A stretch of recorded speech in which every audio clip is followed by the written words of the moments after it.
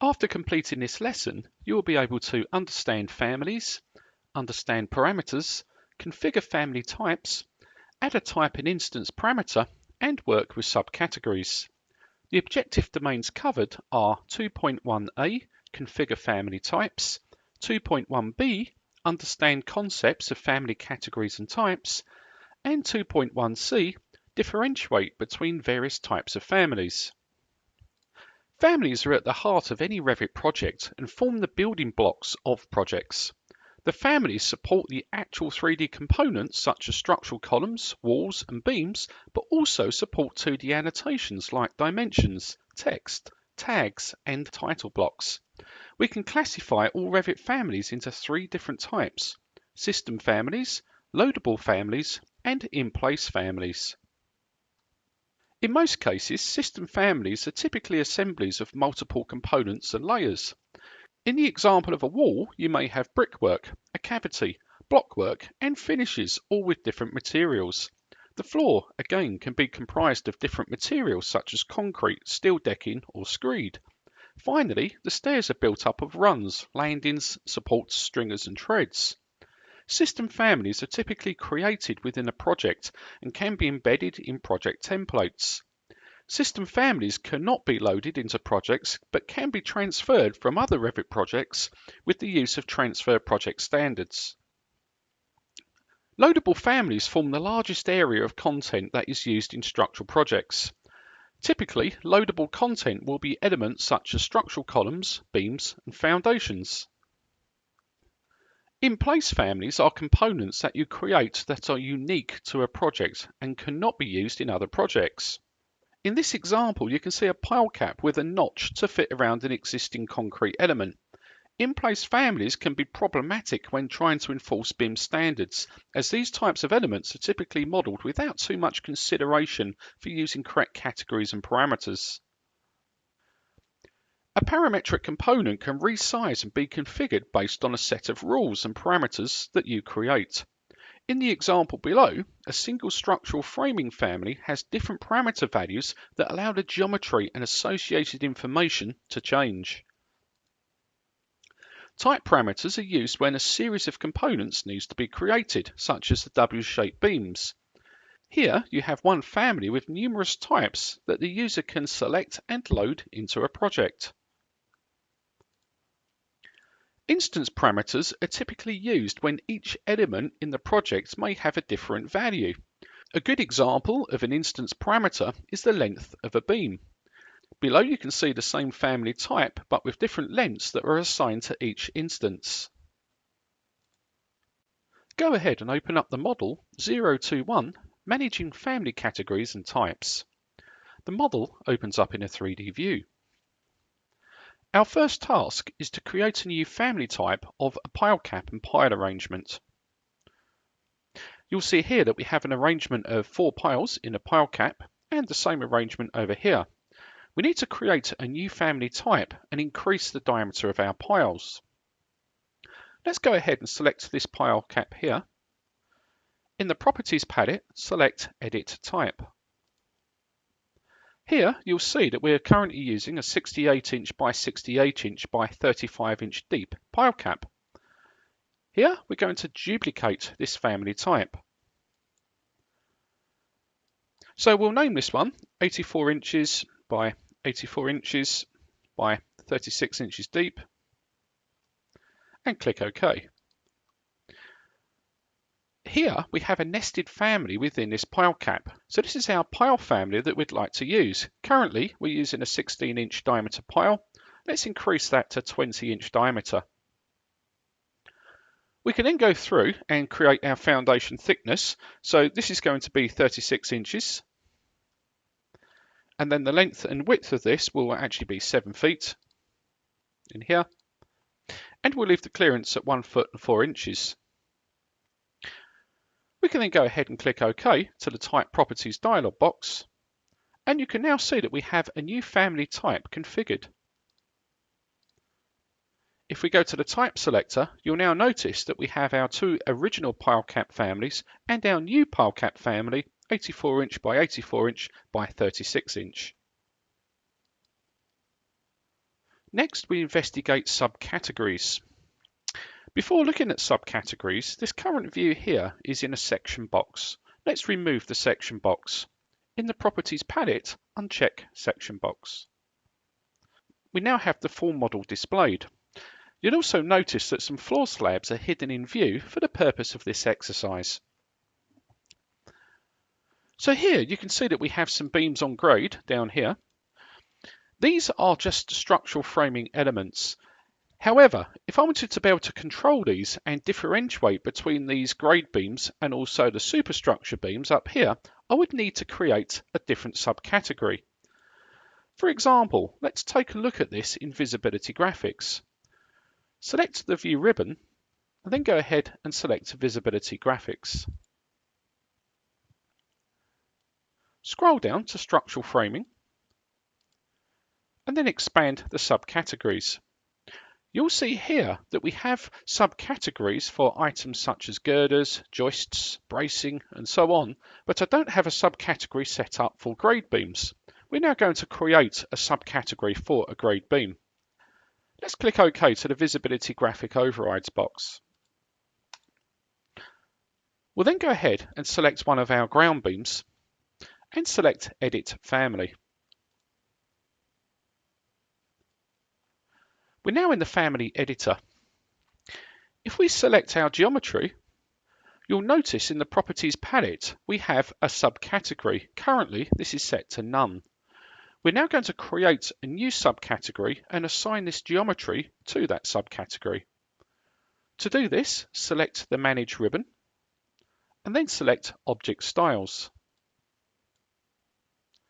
Here, you'll see the object styles just for the category we're working with, which is structural framing. Notice down the bottom of the dialog box, we have the ability of creating a new subcategory. So here, we'll name this Grade Beams and click OK. So here, we can change the projection line weight of our grade beam and also the cut. So here we're going to match the same as our superstructure. So we're going to say a cut line weight of 4 and a projection line weight of 1. Let's go ahead and select OK. We can then select our geometry. And in the Properties palette, you'll note here that currently the subcategory is set to None. We should now be able to select grade beams. So when I use this particular ring beam family and I use it in the project, it will automatically now appear in the grade beam subcategory. So here we can load into project and close. Here I'm not going to save this. The dialog box we can see now is informing us that the family already exists in this project. And in this example, we want to overwrite the existing version. So the grade beams have now been overwritten. If we go into Visibility Graphics and we scroll down to Structural Framing again and expand Structural Framing, you'll now notice that we've got a new subcategory that we didn't have previously, grade beams. If I uncheck the visibility and click Apply, you can then see just the grade beams are removed from the project view. This is very useful. This means that I can override the graphics of this grade beam, I can change the coloration and control the visibility of this separately. This can be useful when you want to map the grade beams to a particular IFC property. Next, we investigate nesting families and also how to create some simple formulae. We're going to do this by taking a 2D detail component and utilising that within our pile family. To better understand why we'd want to do this, in the project browser, let's switch to the lift pit plan. You'll notice in the lift pit plan, we can see our pile positions. However, generally in a structural plan, we may want to see a symbolic view for the pile, which is going to be a simple cross representing the center of the pile and then a circle representing the diameter. However, because this is a 3D component, we're actually seeing the physical section through the pile. We can change this. What we're going to do is edit one of these piles. To do this, because it's nested into the pile cap, we will first need to hover and pre-select one of the piles, Press the Tab key and you can see we can then go ahead and select a single pile. Let's select this, and on the context ribbon we can select Edit Family. The pile now opens up in the Family Editor. In the project browser, let's open up the reference level for floor plans. You can see here that we have our 3D model of our pile currently displayed. What we're going to do here is go ahead and insert a 2D detail component from our exercise files. To do this, I can select the Annotate ribbon and then go ahead and select Detail Component. Revit informs us that currently no detail components are loaded. Would you like to load one now? So we'll say yes. Browse to your dataset and then select Pile Plane symbol _2D. Click Open. You'll now notice that we have our detail component placed on our cursor. We'll go ahead and place this down over the top of our pile. Let's review some of the properties of this new symbol. Select the 2D symbol and then select Edit Type in the Properties palette. You'll note here that we have two type parameters set up. We have one for the pile diameter and another one for the line projection. Of course, the pile diameter really wants to match the 3D detail component. To help us understand this better, I'm just going to drag the detail component away from the 3D view.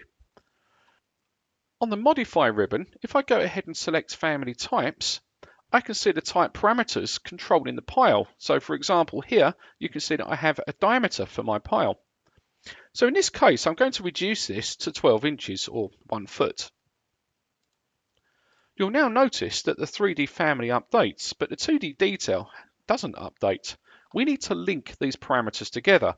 The process is called associating the family parameter. To do this, in the project browser, expand Detail Items folder. Here you can see that we have our pile plane symbol _2D.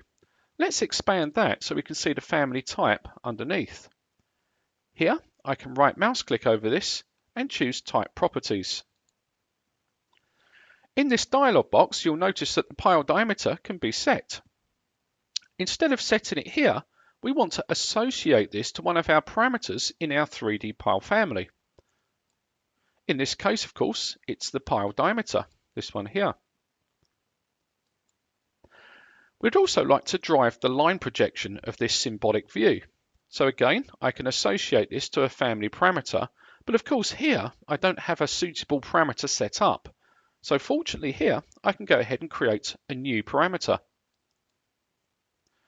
So here we're going to create a family parameter and it's going to be a type parameter. I'm going to call this one line projection. We're going to group this under our dimensions and we can then go ahead and select OK. Go ahead and select OK again to the Type Properties dialog box. You'll now notice that our 2D detail symbol matches the diameter of our 3D family. Let's return back to Family Types. Notice here now that we have this line projection, which is our new parameter that we just created. To control this, I could set up a very simple formulae.